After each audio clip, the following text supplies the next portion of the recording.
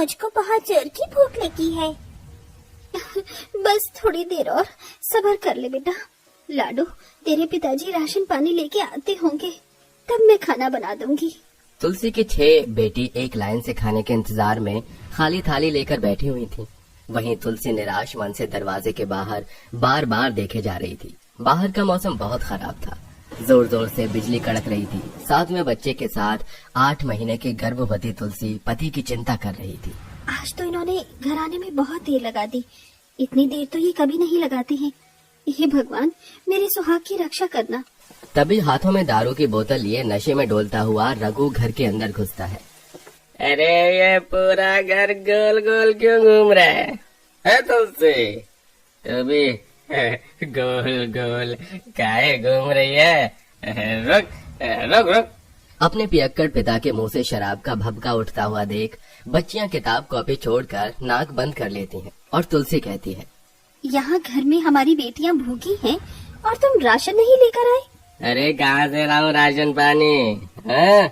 मेरे पास पैसे वैसे नहीं है। हाँ हाँ, अपने पीने का जुगाड़ तो तुमने कर लिया, बस हमारे लिए ही नहीं है तुम्हारे पास। क्या मिलता है तुम्हें इतनी शराब पीकर? छोड़ क्यों नहीं देते? मैं यहाँ दिन भर 4 पैसे कमाने के लिए लाचारी में ये कागज के लिफाफे बनाती हूँ और वो पैसे भी तुम पीने में उड़ा देते हो। चुप कर। जब देखो कचर कचर कचर कचर कचर कचर यही करती रहती है। रघु जीना छोड़ सकता है, पीना नहीं। ठीक है, फिर चले जाओ। तुम्हारे बिना भी मैं अपने बच्चों को अकेले पाल लूंगी। अब मैं तुम जैसे नशेड़ी आदमी के साथ नहीं रहूंगी। ये सुनकर रघु तुलसी को गर्भवती की हालत में डंडे से पीटने लगता है। साली जुबान लड़ाती है। ये ले ये ले ये ले। मधु बेटी, बचा मुझे। बाबू बाबू, माँ को मत मारो ना। पिताजी, मैं आपके पैर पकड़ती हूँ, माँ को छोड़ दीजिए, मत मारिए। हट जाओ सब, वरना 6 की 6 को छठी का दूध याद दिला दूंगा। नशे में धुत रघु अपनी पत्नी को मार मार कर अधमरा करके घर से निकल जाता है। तभी उसे बहुत तेज हार्ट अटैक आता है और वो दरवाजे पर ही मर जाता है। सोनाली, अदिति उसे झकझोर कर उठाने की कोशिश करती हैं। बाबू बाबू, उठो ना। दीदी देखो ना, पिताजी को क्या हो गया, ये बोलते नहीं है। तभी पूनम देखती है कि उसकी सांसें नहीं चल रही। पिताजी मर गए। माँ। ये सदमा तुलसी बर्दाश्त नहीं कर पाती और उसको डिलीवरी का दर्द शुरू होता है, जहाँ उस तूफानों भरी बरसात में वो 7वीं बेटी को जन्म देती है। देखो बहनों, हमारी 7वीं बहन हुई है। दीदी ये तो कितनी सुंदर है। तभी एकदम से तुलसी की हालत बिगड़ने लगती है और उसकी सांस तेज तेज चलने लगती है। मधु बेटी, मैं अब बच नहीं पाऊंगी। अब तुम सातों को मेरे बिना ही रहना है। ऐसा मत बोलो माँ, बाबा तो हमको पहले ही छोड़कर चले गए। अब तुम भी चली जाओगी तो हम किसके सहारे जिएंगे? बिटिया, इस संसार में तुम्हारी ये गरीब माँ बहुत थोड़ी सी जिंदगी लेकर आई थी, जो कि पूरी हो चुकी है। वचन दे मुझे मधु कि तू अपनी बहनों का ख्याल रखेगी। हाँ माँ, वचन देती। इसी के साथ तुलसी इस दुखदायी दुनिया से चली जाती है। उस तूफानों भरी बरसात की रात ने उन 7 अनाथ बहनों से उनका सब कुछ छीन लिया था। एक ही पल में उनकी पूरी की पूरी दुनिया उजड़ गई थी। रात भर वो अपने माता पिता की लाश को देखकर सुबक सुबक कर रोती हैं और सुबह दोनों का क्रियाक्रम कर देती हैं। उनकी धू धू जलती चिता को देखकर जन्मी हुई दुधमुही बच्ची चीत्कार पुकार कर रही थी।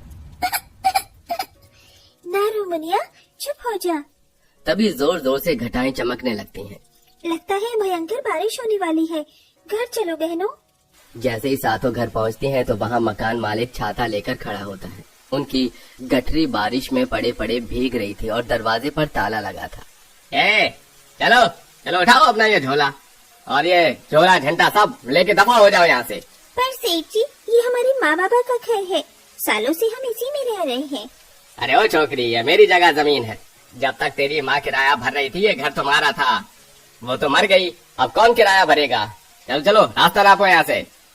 7 बहनें आंख से आंसू बहाते उस बारिश के मौसम में वहाँ से निकलकर दर दर की ठोकर खाने लगती हैं। रोड से आती जाती गाड़ी उन पर कीचड़ उछाल कर बढ़ती जाती है। मधु दीदी, घर कब आएगा? चल चल कर मेरे पाँव दुख गए हैं। बोलो ना, घर कब आएगा? घर घर तो है ही नहीं पूजा। गरीब लाचार लावारिसों का कोई घर बार नहीं होता। ये कहते कहते उसके दिल के सारे गम आंसू बनकर बहने लगते हैं। तभी तीसरी बहन बरखा बोली, मधु दीदी, आपको याद है माँ फैक्ट्री से कागज के लिफाफे बनाने का काम लाती थी घर में। हम वहाँ चलकर काम मांगते हैं ना, हमको कोई ना कोई काम तो मिल ही जाएगा। क्या पता रहने की जगह भी मिल जाए। हाँ चलो बहनों। थोड़ी देर में मधु अपनी सभी बहनों को लेकर कागज की फैक्ट्री में पहुंच जाती है। मधु रो रो कर अपनी परिस्थिति बताती है। तभी मालिक राजदत्त का दिल पिघल जाता है। देखो, तुम सारी बहनें यहाँ पर काम तो कर सकती हो, बाकी अपने रहने की जगह का प्रबंध तुम्हें खुद करना होगा। कोई नहीं साहब, हमको मंजूर है। कुछ टाइम तो यहाँ काम करके हमारे सर पर छत रहेगी, रात तो कैसे भी कट जाएगी। एक कोने में वो अपनी दुधमुही छोटी बहन को सुला के बाकी 6 बहनें काम करती हैं। उनका काम बाकी सारे मजदूर के बराबर में था। तभी वो कोने में रद्दी के कागजों का ढेर लगा देखती है। चलो, अब फैक्ट्री बंद करने का टाइम हो गया है। सुनो, तुम सब भी जा सकती हो। सेठ जी, क्या हम ये कागज ले जाएं? अगर आपके काम के नहीं हो तो इससे हम अपने सर को छिपाने का इंतजाम कर लेंगे। ठीक है, तो ले जाओ। सारा कागज एक बोरी में डालकर वो लेकर ठिकाना बनाने की जगह तलाश करने लगती हैं, जहाँ उन्हें एक जंगल दिखाई देता है। दीदी देखो, ये जंगल तो कितना अच्छा है। यहाँ पेड़ पौधे की हवा भी लगेगी और कोई भगाएगा भी नहीं। चलो ना अंदर। फिर सब कागज का एक तिरपाल टाइप बनाकर पेड़ के किनारों में बांधकर बैठ जाती हैं। तभी उन्हें किसी के जोर जोर से कुल्हाड़ी चलाने की आवाज आती है, जैसे कोई पेड़ काट रहा हो। और उन्हें एक बुढ़िया दिखती है। तभी पूनम बुढ़िया के पास आकर बोलती है, अरे अम्मा, तुम इस हरे भरे पेड़ को क्यों काट रही हो? पता है, इन पेड़ों में भी हमारी तरह जान होती है, इनको भी तकलीफ होती है। तो क्या करूं? मेरे पास कोई और चारा नहीं, मुझे लकड़ियां चाहिए थी। तो फिर तुम उस सूखी डाली को काट कर ले जाओ, वो तो एकदम खोखली है, इसे छोड़ दो। मगर उस वाले पेड़ का तना तो बहुत ही ज्यादा मोटा है, मुझसे अकेले नहीं कटेगा। मेरी बूढ़ी हड्डियों में इतनी जान नहीं। ये तो पतलू सा पेड़ था, इसे काट भी लूं। अच्छा, तो फिर हम तुम्हारी मदद करवा देंगे। ये सुनकर बुढ़िया मुस्कुरा देती है। सभी बहनें लकड़ी कटवा कर दे देती हैं। जैसे जैसे रात ढलती है, पूरा वन शांत हो जाता है। तभी जोरदार की तूफानी बारिश आती है, जिसमें उनका कागज की छत तिनकों के समान बिखर जाती है और सब बारिश में भीगने लगती हैं। दीदी, अब हम कहाँ जाएंगी? हमारी तो कागज का छत भी नहीं टिक पाया तूफान में। अब क्या होगा? मुनिया भीग रही है। हे भगवान, कोई तो रास्ता दिखा, हमको बचा प्रभु। क्या तू हमको यूं ही मार डालेगा? सातों बहनें उस संकट की घड़ी में बारिश का ऐसा भयंकर रूप देखकर रोने लगती हैं। तभी एक चमत्कार हो जाता है और उस पेड़ में से एक रोशनी चमचमाती है, जिसके साथ उस पर फल के जैसे कागज ही कागज उगाते हैं, जो कि तराशे हुए हीरे की तरह चमक रही थी और तूफान के झोंके से टूट टूट कर गिरने लगते हैं। देखो दीदी, कागज उगने वाला पेड़, इस पर कितने चमकीले कागज उगे हैं। सचमुच ये तो बड़ा अनोखा जादुई कागज वाला पेड़ है। तभी पेड़ बोल उठता है, तुमने ठीक कहा बरखा, मैं जादुई पेड़ हूँ। तुम सातों बहनों ने आज मेरी जिंदगी बचाई। तुम सब बहुत नेक दिल और बहादुर हो, इसलिए अब मैं तुम्हारा घर बनवाऊंगा। ये जादुई कागज है, इसी से अपने लिए घर बना लो। ये बारिश में गलेंगे भीगेंगे नहीं, बल्कि बने रहेंगे। ये सुनकर वो बेसहारा बहनें बहुत खुश होती हैं और बारिश तूफान में भीग भीग कर अपना कागज का घर बनाने लगती हैं। मजे की बात तो ये होती है कि उन्हें जादुई कागज से घर बनाने में किसी नींव की जरूरत नहीं लगती। थोड़ी देर में उनका वो घर बनकर पूरा हो जाता है। दीदी, हमारा जादुई कागज घर तो कितना प्यारा है। अब हमको बरसात में भीगना नहीं पड़ेगा। हाँ पूजा, अब हमारा भी अपना घर है। जादुई पेड़, मैं तुम्हारा जितना शुक्रिया अदा करूँ उतना कम होगा। आज तुम्हारी बदौलत हम अपना घर बना पाए हैं। मेरी माँ कहा करती थी, इस दुनिया में इंसान की मदद नहीं करता, उनसे वफादार जानवर और प्रकृति है। तुम्हारा धन्यवाद। तुमने मेरी मदद की, मैंने तुम्हारी मदद की। हिसाब बराबर होगा प्यारी। मधु अपनी सारी बहनों को लेकर जादुई कागज घर के अंदर आ जाती है, जो कि बहुत ही आलीशान और सुंदर था। तभी भूख से मुरझाए चेहरे से अदिति खाना मांगती है।